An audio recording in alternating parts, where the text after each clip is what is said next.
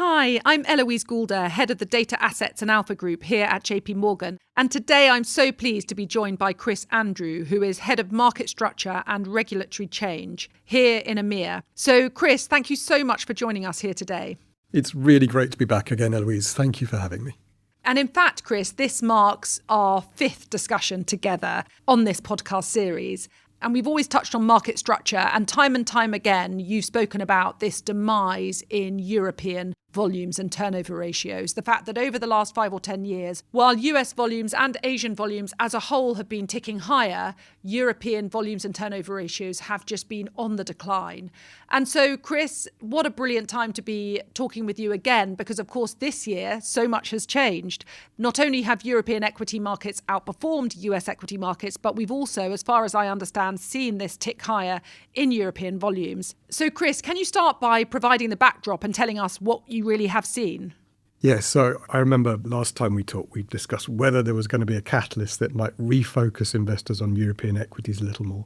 And that's after a long period in which attention has been focused very much on US markets. And I think there's at least some evidence that something might be changing. So let's look at the headline numbers first. In the first 4 months of 2024, European volumes averaged around $45 billion a day. In the first 4 months of 2025, they averaged $63 billion a day. So that's an increase of 38%.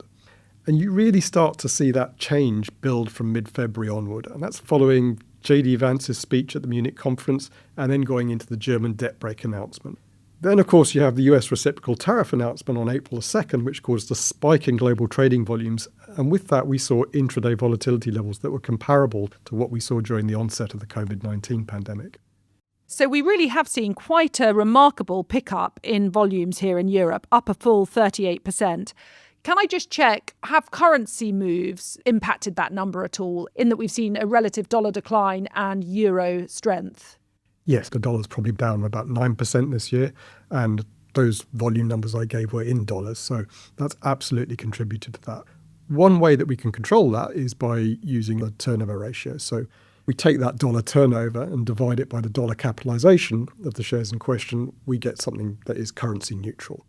Even on that basis, European volumes are still noticeably higher.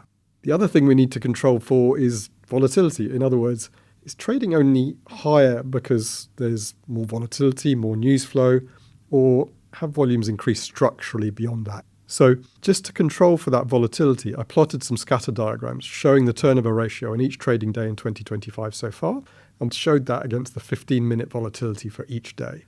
I did the same thing for 2023 and 2024, and what I wanted to see was, does that line for 2025 sit above those for more recent years, or have volumes just increased with volatility? And what those charts suggest is that even if you adjust for recent volatility, European volumes are still significantly higher than they have been for the last 2 years, more like how they were during the pandemic and the subsequent recovery.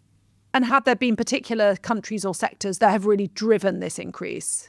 Well, I think there's some more obvious pockets of concentration that you probably won't find surprising. So if we think in terms of countries, Germany's had the biggest increase in volumes with a 65% year-on-year increase. Italy, France and Austria all up by 40% or more. And then even the UK, Spain and Sweden are also up by over 30%. And then if we look at it in terms of sectors, well, again, no real surprise. Defence volumes increased by over 130%. But then other industrial and capital goods sectors have also seen significant increases. And then also banks, insurers, consumer discretionary and telecoms. That's so helpful. So we've seen this notable pickup in volumes and turnover ratios here in Europe this year. And we've seen that tick up even if you control for the currency moves and the pickup in volatility that we've seen. And it hasn't been uniform, but you have seen a pickup across many countries. I guess the key question is why? And to what extent is this tick up likely to be sustained? And I'm sure it's linked to the relative outperformance we've also seen in European equities year to date, which obviously also marks a contrast to the trends we've seen over the last 5 or 10 years. And from my lens, I can think of a few reasons for that. The first one is that across Europe, arguably in response to Trump's America First policy and demands that Europe should spend more on defence, we have seen these signs of European policymakers just coordinating more on fiscal spend, on defence spend, and potentially through the Savings and Investments Union as well, something we discussed with Lauren Anderson, our head of government relations, in our podcast episode back in March.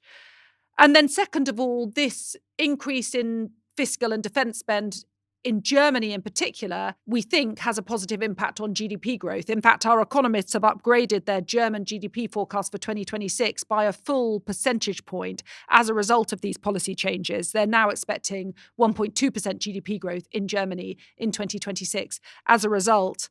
And then I guess the final point is less pro-Europe, and it's more the fact that investors arguably have chosen to diversify somewhat away from US equities in light of the political volatility that we've seen so far this year. Bearing in mind that we went into this year with MSCI World having nearly a 70% weight towards US equities.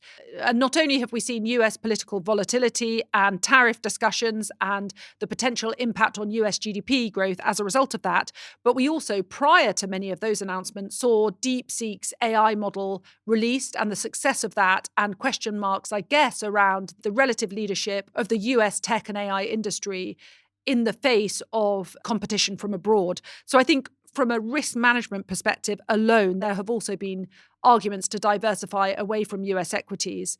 So I can imagine that all of these factors have helped European equities outperform relative to the US, and perhaps have also helped European volumes pick up on an absolute basis.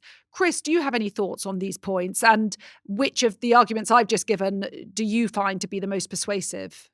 So I think the most concrete of these, particularly when I look at the way the data's evolved this year, is, if you like, the pull into Europe. And that's really from the release of the German debt brake and the recognition for greater self-sufficiency in defence and security matters. And the effect of that was very evident even prior to the Liberation Day announcements. The push side of this, where investors may be diversifying away from US equities, is harder to gauge. Certainly it seems difficult to imagine that that wasn't in effect while there was a de facto embargo on trade between the US and China. Judging by the most recent performance in the US market, a lot of investors seem to be discounting some of the downside risks from the tariff base that remains in effect. But at the same time, there's been no rebound in the dollar, which makes me wonder if there's a disconnect between the way in which US investors, particularly retail and foreign investors, are seeing the world. I think my best guess is that that side of the equation is going to wax and wane as the economic data come out, and maybe some of the data from the AI companies evolves. And also as US policy evolves. And then just to come back on your first point around the Savings and Investment Union, and that means greater policy coordination on capital markets, I think that's a really interesting one from my point of view, but I also think it's much more of a slow burner, and I'd be really surprised if it's pulling investors into Europe in the short term. Yes. Would you argue that what you've seen this year really is a game changer when it comes to the effectiveness of European capital markets? Well, it's a difficult question to answer. So European and US economies are of comparable size, but US equity markets turn over at least 10 times as much as though in Europe. And why is that? So part of it comes down to two areas in which Europe is very different to the US. First one is culture. Broadly speaking, Europe doesn't have the same capital markets culture. Put another way, much more financing is provided by banks via savings, and pension schemes tend to get funded by state generosity as opposed to investment in equities. And the second element really relates to the extent of cross-border investment within Europe, particularly with respect to retail investors. So here, think of an Italian retail investor buying German shares. In Europe, retail investment tends to be very biased to the home market. So that almost makes the retail market in Europe only as big as a single European country, when it could be much, much bigger. And here the US has a huge advantage. So the idea is you fix these two things and European capital markets start to look at least a little more like those of the US and therefore much stronger. But Chris, you and I have long discussed this fragmentation of European shares issue and the need for this integrated capital markets union across Europe. Chris, what's changed this year? Well, you make a good point. This has been known previously as the Capital Markets Union, and it's had a rebrand. It's now been called the Savings Investment Union. And This sort of reflects the fact it's long been a goal of the Commission to try to make up for this comparative weakness in European capital markets. But I guess what is maybe changing this time is that even before the recent geopolitical reordering, concern about Europe's capital markets was growing, particularly as ever more listings headed off to the US in search of higher valuations. Then you add to that an acceptance that Europe really needs to start funding its own security and has to find a way to pay for that. Then suddenly the need for Europe's capital markets to start working more effectively to deliver growth has gone from a nice to have to a must have, and that's in the Commission's own words. So there's a kind of turbocharging to this process I haven't seen before. That's so interesting. So it's the very fact that Europe needs to spend more on its security or defence that's forcing policymakers to sharpen their focus on the need for this savings and investments union. So, Chris, what are the next steps required to actually make this a reality? So the stated objective of the Commission is to have legislative proposals on the table towards the end of the year. And they currently have a consultation out which describes itself as a targeted consultation, but in reality, it's actually one of the most wide-ranging I've ever seen on market structure. Well, I think that's really exciting. Finally, we have this catalyst and we have this political will for greater capital markets integration across Europe. Chris, what's the bad news here? Well, I think one of the issues is the strength of that political mandate. And the Commission's own statement acknowledges a few of the challenges here. So one of the things they say is that stakeholders are going to face difficult choices, and that's true. They also say that some of these choices are going to require courageous decisions, and they acknowledge the need for collective action. And in particular, they acknowledge the willingness to overcome vested interest and move away from long-established practices. So there's a real call to action here, but there's also a nod to the fact that those individual capital markets that exist today and the associated financial markets infrastructure, so think exchanges, central counterparties, depositories, they come with history and vested interests. And they also carry the flag for individual member states. And it's not clear that Europe can achieve what it needs to achieve whilst completely protecting that status quo. So it's going to become a real test of whether there really is the will for that collective action. All of that said, if it can't be done in the current environment or with all these catalysts, then I don't think it ever will be. And then the other thing is really one of time, particularly on the capital markets culture side of things. So one good model for the EU's reform in this area are those undertaken by Sweden, which began in the late 70s and are widely believed to be a success. So here in Sweden, households only hold about 10% of their financial assets in cash. And Sweden accounts for about 13% of EU pension assets, while only having 2% of the population. But I think the key is in the word culture here. Almost by definition, it can't change overnight, but it's more likely to be a decade or decades-long endeavour. So this still is a very long-term aspiration. And presumably this can't just simply be mandated by EU law. Presumably individual member states will have to play their part as well. Exactly. If you think about a lot of the really important stuff here, it's around getting citizens to participate in capital markets. And that has to come from individual member states. It's not something that the Commission can legislate for or just mandate. So that becomes a case of really bashing a lot of heads together and coordinating and hoping that everybody plays along. So it's going to be really interesting to watch the progress of this one. It's really ambitious and will take the EU into some uncharted territory, I think.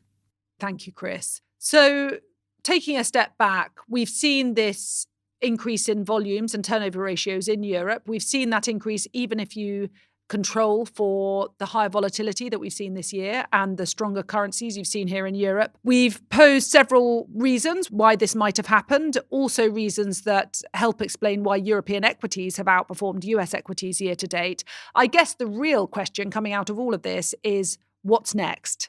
Is this just yet another blip where European equities outperform and volumes increase for a very short period and then they fall again on a relative basis? Or are these changes here to stay? Chris, what are your thoughts?